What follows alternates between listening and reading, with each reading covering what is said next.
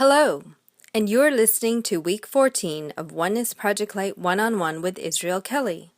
I'm your host, Cassandra. For those of you that are new, welcome, and thank you for joining us. Our purpose for each episode is to enhance your understanding of life, the universe, and the world around us, by exploring a specific topic more in depth through the eyes of Source.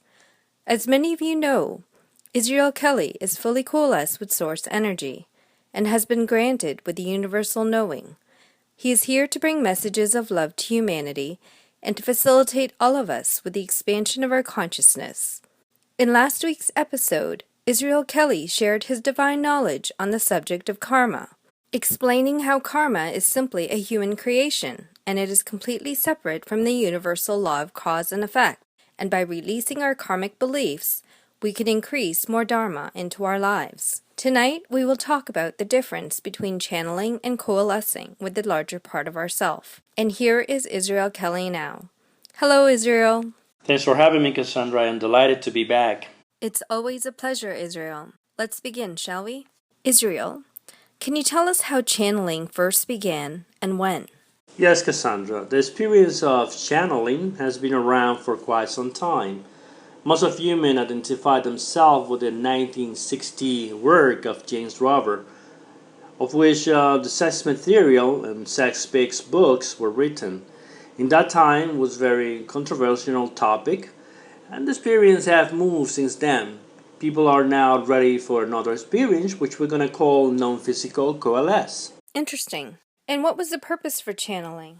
Humans have the needs to connect spiritually with themselves. Humans are able to understand the reality on time-space in a wider perspective and are able to search within to get answers, are able to communicate, and we call that channeling.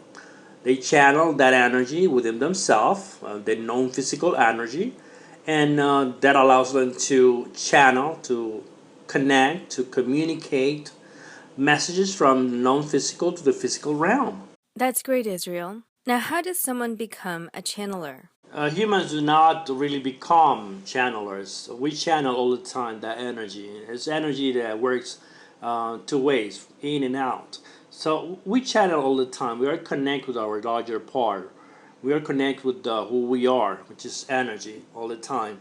So channeling is not something that we learn, but just removing that resistance, those doubts, and those limitations is what whoever wants to channel their own energies needs to practice in order to be successful doing so. It is not something that nobody needs to learn or you learn.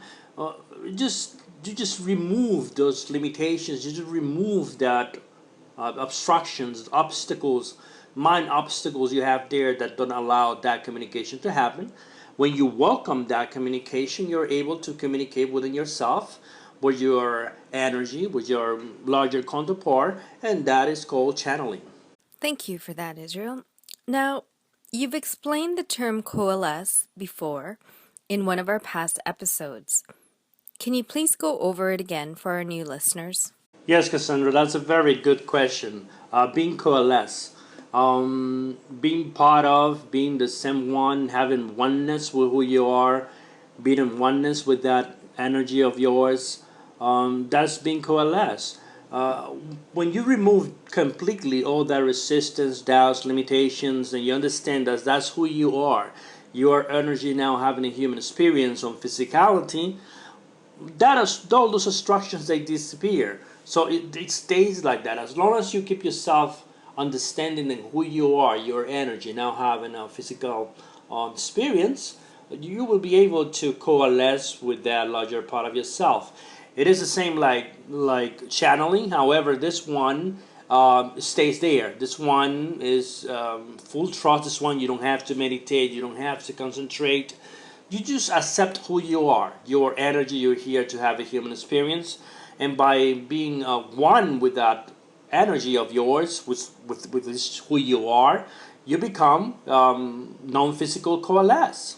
That was perfect, Israel. Thank you. Is being coalesce a more effective form of communicating messages from the non-physical? If so, how is it more effective and why? No, Cassandra, let me correct that. There is not a better way for anything. There's merely another way to do anything. You just do it differently. It doesn't mean that the way we are going to do that from channeling to being physical, non-physical coalesce is a better way. It's just a different way. It's just merely another way. There's not such a thing as right or wrong. Those are human perceptions. And it's not that it's better or not. It's just a different way to be. Um, One with that energy, one with that inner part of yourself, one with the other you, one with your highest self, one with your soul, one with that divine infinite energy, which is you in a physical form. There's not such a thing as better way or more efficient way. It's just merely another way to communicate. All right, thank you. Are you able to tell us some of the benefits or advantages of being coalesced with Source? Benefits, as the word implied, there's not such a thing as benefits. That's not right or wrong, and it's just a human perception. However, how you feel when you go home, to your family, when you're with your people you love, your friends, and so on, you feel good. The same way, when you go within, when you're able to connect to that larger part of yourself, you will feel home. You will feel good because that's where you belong. You are unconditional love, and when you search within, when you connect within, you become part of who you are. So you feel good. Sounds good, Israel. Next question. Those who are able to channel messages from non-physical now, will they soon experience the transformation of being coalesced with Source? That's another very good question, Cassandra. Those that had been the bridge for many of us during many, many years uh, are already non physical coalesce. They don't need to do anything. Humans were not ready to understand that their divine message was coming from within. And then to facilitate the transition, the term of channeling or channel was used as a catalyst to help humans understand that way of communication within themselves. Very interesting, Israel. Now, how does someone become coalesced with Source energy? Are there steps to follow? The steps are the very simple steps we've been talking from day one. Remove resistance, remove doubt, separation. Become one with your inner self. Listen to your inner voice. Remove those obstacles and those things that doesn't allow you to become who you are. You are already energy. By doing so, those are the very simple steps that will allow you to become a non-physical coalesce because you already source energy. What you have to do is just listen to your inner voice, listen to your inner guidance, trust your intuition, connect more within yourself. This is very simple. Anybody can achieve that. That's good to know. Now, if someone has the desire to become a channeler or to be coalesced with Source, can we simply manifest it into our reality by applying the law of attraction? Yes, the universal law of attraction is a tool given to us while in physical form. Anybody can achieve anything by utilizing the universal law of attraction. If you have the desires, if you have the wanting, if you have the persistency, the consistency to keep yourself aligned to positive thoughts about becoming coalesced, that will manifest like anything else. Yes, of course, you can use universal law of attraction to manifest anything. And being non-physical coalesced is part of it. You only have to have the one things, the positive vibration, keep the consistency, go from thoughts to words to action, and make it happen. It's very simple. By doing so, you're going to be able to remember many things that you already know, but you induce yourself to forget in order to make another experience on time, space, reality possible.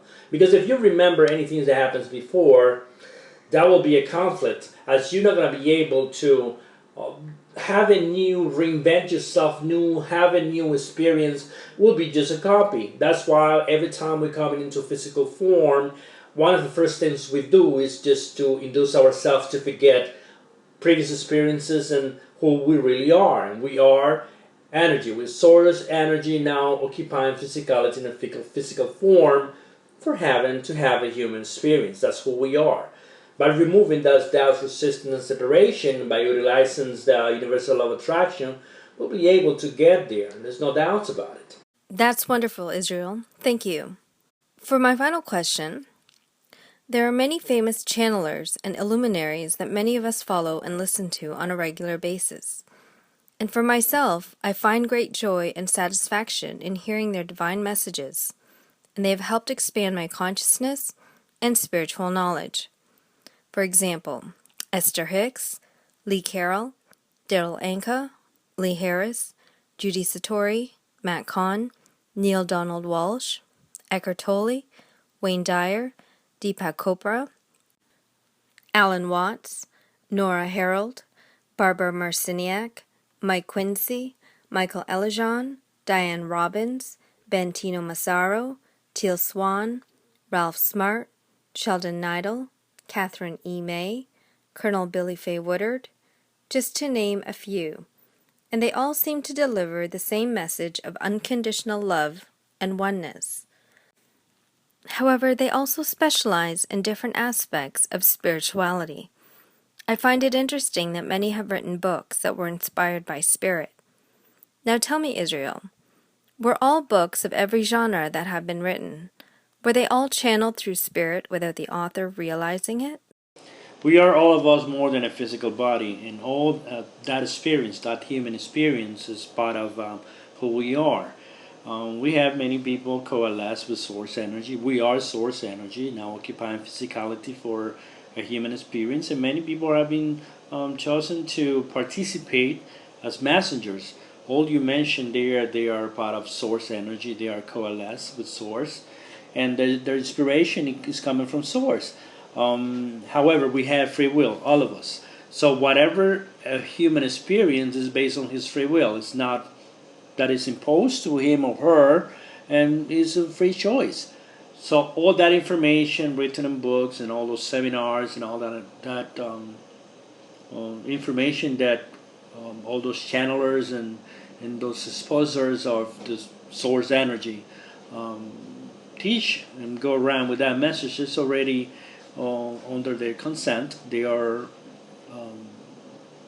they have their free will.